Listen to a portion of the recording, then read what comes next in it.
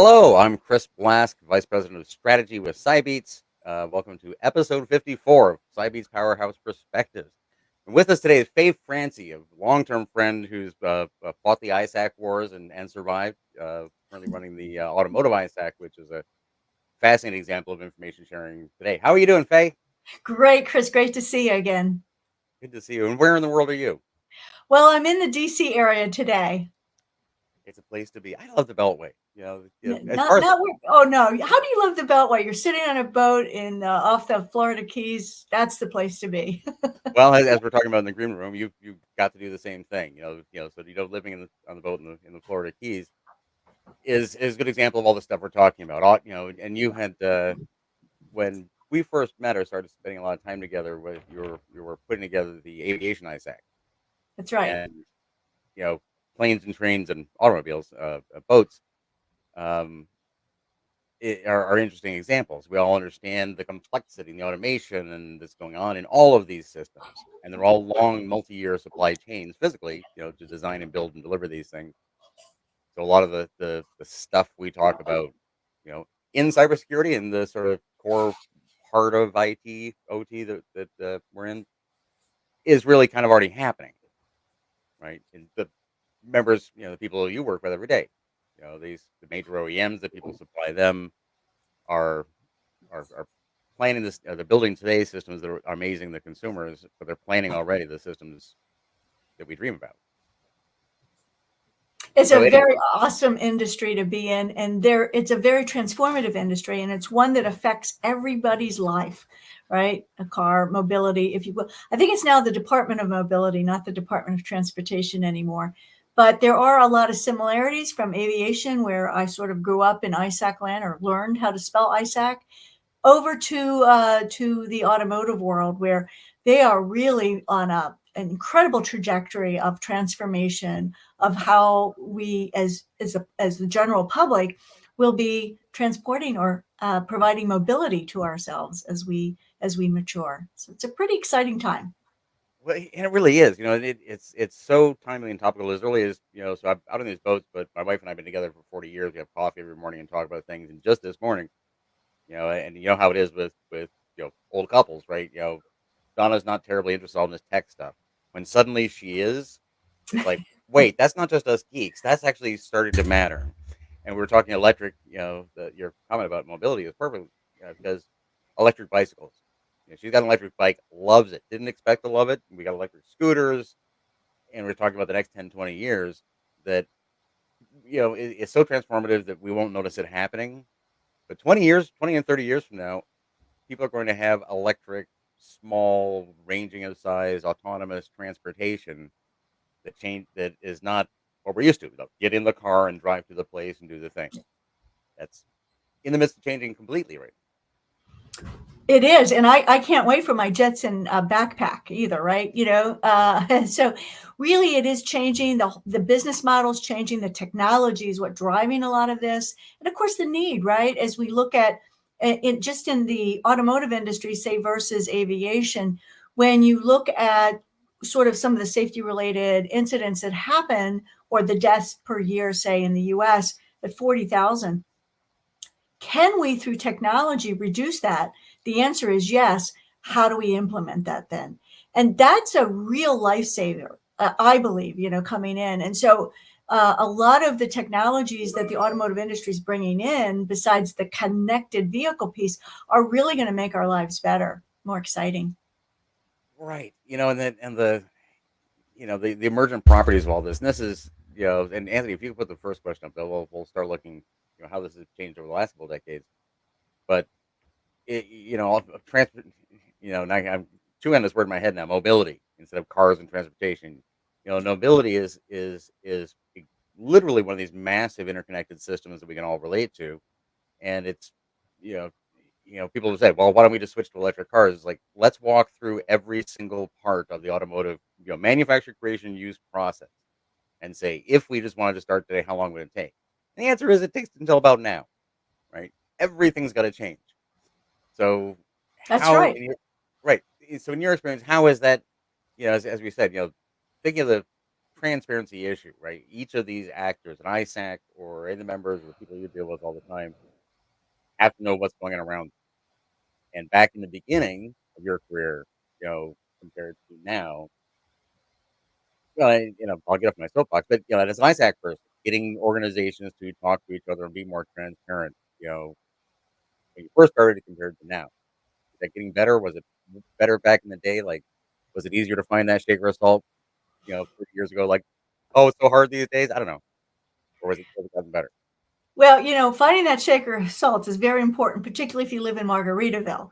And Chris knows this. I used to live in Margaritaville, and I You used to used to buy buy Jimmy Buffett drinks. Yeah. I used to buy Jimmy Buffett drinks as he'd sing for drinks back in the day before anybody knew him.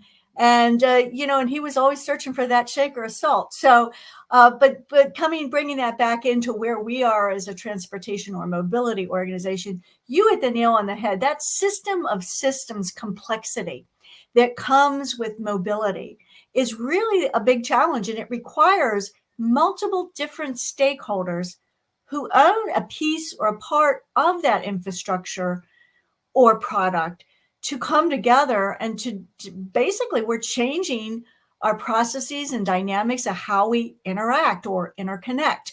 And that interconnectedness is how we have to examine how do we manage that in that system of systems. So it is hard to find that shaker of salt, particularly in all the transformation that's going on in automotive.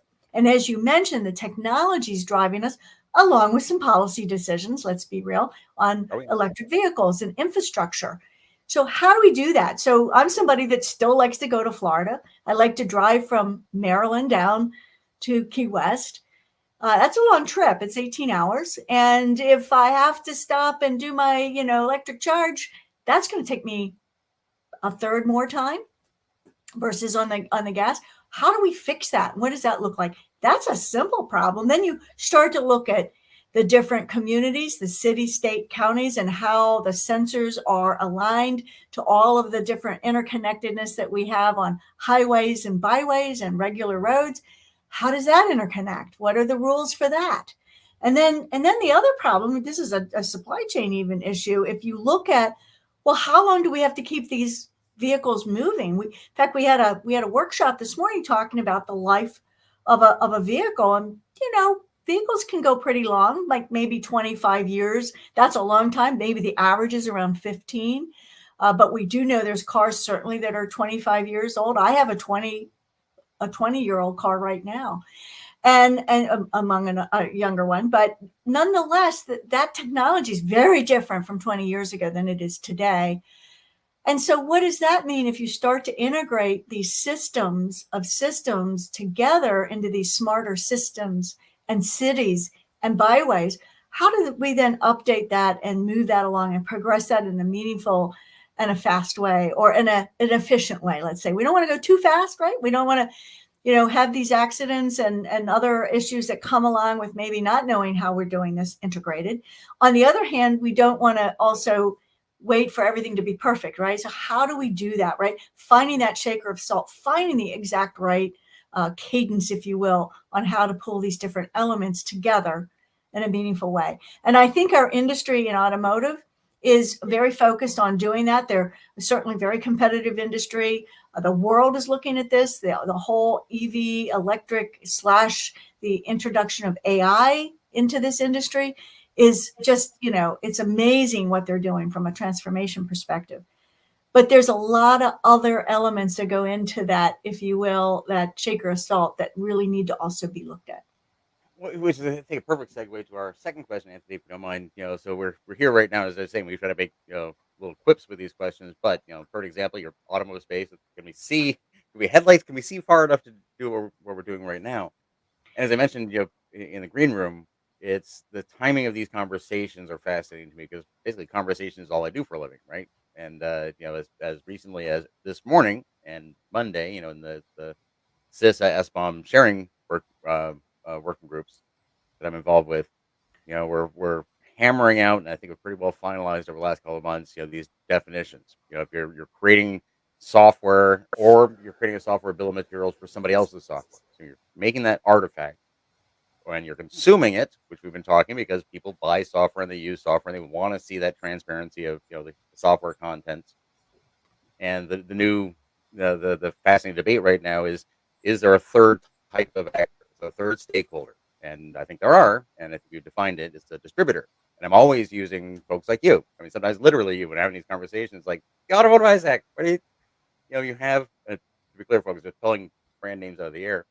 Usually talk about electric grid stuff, but your Magna and your Ford or GM or whatnot, and you're producing a product at the end of the day that's going out to masses. And inside that are products that were made of components of products that were made of components of products all the way back, down to silicon and firmware and whatnot. Go on, Bosch, all these huge global names that will, in fact, have to solve this because to be around 10 years from now, and they will get that transparency they need. And I see in these dual tracks between threat intelligence and ISACs and what's arisen since that first presidential directive, which was 96, 98, 98. Mhm. 98, and this supply chain one, the same patterns of sharing and transparency, because again we have to, individually we need it because I'm not going to drive the car if I can't trust it, and the people who build century old massive corporations to produce cars, they got to solve it too. So what do you Absolutely. think? Where are we? Mhm. Yeah, we're heading in the right direction. Our headlights are on. Do we have we have some high powered headlights as well. But as we go through the drive, we're starting to realize maybe there's more here than we have seen in the past, or that we need to look at and certainly examine. And working that together as a community, as a collaborative, is so critical, right? So these technology advances are really impacting the industry in a very positive way. But if you look at one vehicle in the traditional sense, they can have over 100 million lines of code. So, to your point about the 10,000 suppliers that are building one vehicle, wow, that's amazing. But then every one of those suppliers, back to your SBOM, have their little piece parts, if you will, and their multiple lines of code. So, SBOMs are really, really going to be important from a cyber perspective. We're working on automotive SBOM in the auto ISAC, for instance.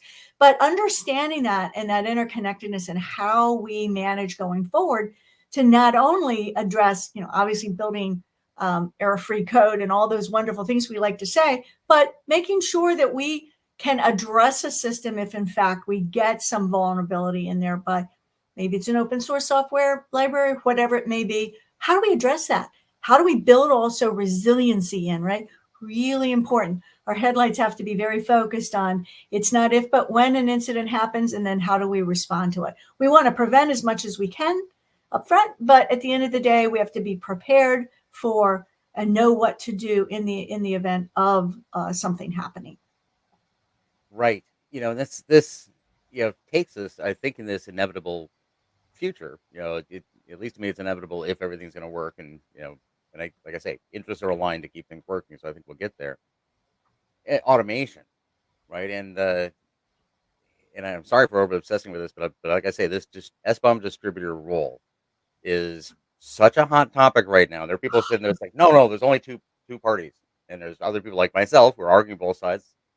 Some of us, one of us may be wrong, right? But I'm very certain, and I think at least twice in your world is a good example because as an ISAC, you're literally in the middle taking information from somebody, giving it to somebody else with all that implies, and all the complexities of that, and you're dealing with stakeholders who are literally taking physical things that contain physical things that contain physical things 17 steps back that everybody uses. Exactly. So it's and if And in you different industry sectors. right. Let us So not if forget. I'm impacted some way or another, we remember security people would talk about security, but if I have a problem with my car that causes some legal issue, that I rise up and I say I want to know dealership, manufacturer, all the way back, what's inside this thing. And were you diligent in knowing about that? Like right now, what we do is we have lawyers for 18 months show up in courtrooms with cardboard boxes, which isn't a lovely thing, anyways. But I think for threat intelligence and supply chain intelligence, we've been building the plumbing to automate that sort of stuff eventually. Yeah. So We I guess, have to hey, am have I it, right? Or right? yeah, Yeah, I mean, to your point, Chris, we have to have it. We have to have that configuration database of all the, the lines of code and where things are, what code, what software version, et cetera, in order to know whether or not there's a possible issue, right? And how we would then correct that. And so that's just an imperative. It's figuring out the best pathway to do that. And I know there's a lot of people working on it, including a working group inside the Auto ISAC to really try to define that in a meaningful way while retaining, obviously there's IP, intellectual property rights, and a lot of, obviously reasonable concerns that changes a little bit of that business model that makes this a little tricky on how to do it. Well, I got, I know we're still good for time, I don't want to open too many Pandora's boxes. But the intellectual property thing, when I look at the resonant themes, when 4 or 5 years ago got more involved with supply chain, and I found in that community, I was more of an ISAC threat intelligence person than most everybody else. So I'd see these issues come up. It's like that sounds familiar, Yeah. intellectual property. And this time, I don't think I keyed on this, when I was spending a lot of time in the ISAC space. This time, what I found it helps is explaining to people, let's stop. How are you handling your intellectual property now? Yeah. And you find out the answer is not that well. Like concerns, you said, totally valid concerns. The intellectual property and my information is my information. But right now, as you find out that companies sign contracts between each other, and they generally hope that their employees were involved more or less know what's in those contracts. So in their daily business, they're not necessarily sharing information that's intellectual property. So it's kind of wishes and hopes on daily business, which works okay. But as we're talking about with volumes, I think we need to automate all that. So we can tell that we're actually sticking to our contract terms. We can tell that we're handling intellectual property, for example, and not just hoping everyone's being good. Well, I think a lot of things will be shifting and changing. There will be, opportunities for protections on the IP, but also opportunities for automation from an AI and beyond, right, perspective. So I think it's coming. It's part of the technology revolution, as I like to call it, and I think it's going to take a little bit of time and lots of conversations. So Which is which is a good point to wrap this conversation about conversations, right? Uh, again, I work with my hands and I build boats and so forth, because you have to do those things. But all I am is a conversation in this industry, and as information sharing people, it's fascinating to be sharing information about information sharing for the recursive cycle. But it really is all that it's about. Does everybody involved know what they should know about what they need to know, right? it's a great way to put it. All right. Well, thank you very much, Faye. Always good to see you. My You're pleasure. welcome down here on the boats anytime you're coming to Key West. We'll always have some coffee on and lights at night. Be careful. I might just show up sometime over the Absolutely. weekend. Love it. All right. Sounds good. Thank you so much, Chris. Always a pleasure. Take care. Thanks, Faye. Cheerio. Thanks, folks.